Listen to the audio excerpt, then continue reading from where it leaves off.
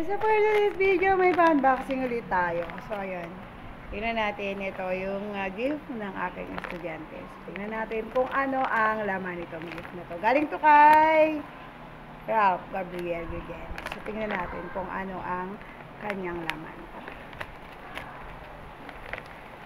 Tcharan! Ganon. Oh. Ha? Wow. Thank you so much sa pa-lotion. Ayan, thank you so much sa pa-lotion. Dagdagan na naman yung aking collection ng lotion. So, ayan, thank you so much. And, yeah, lipstick. Thank you so much po. So, ayun, dagdagan naman. Siyempre, red ball pen. Gamit na gamit talaga. Nakakakilig kapag ganito yung iyong matatanggap na regalo. Kasi talagang magagamit mo siya. Everyday mo siyang magagamit for checking. Diba? Thank you so much sa red ball pen.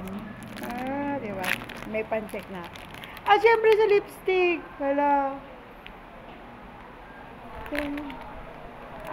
May pan-check na ako. Nakakatawa. May pa-lipstick pa.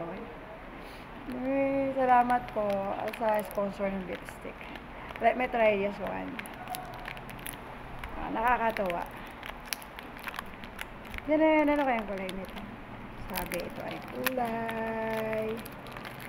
kulay Ruby Kiss. Ay, Ruby Kiss?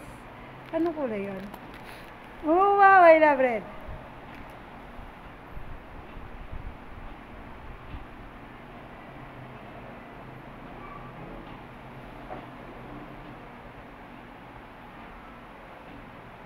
Wow.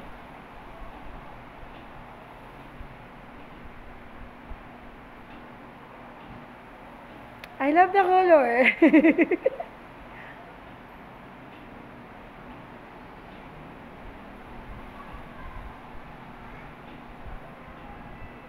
Ganda. Ayan. Thank you so much po. Hindi na magiging bare yung aking lips.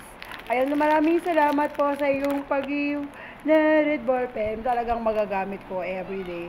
At hindi lang siya basta red ball pen, magandang red ball pen. O, diba? Red ball pen.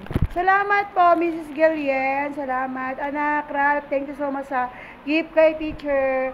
Thank you so much. And syempre, kay Lance Gandel Peña, thank you so much for the gift.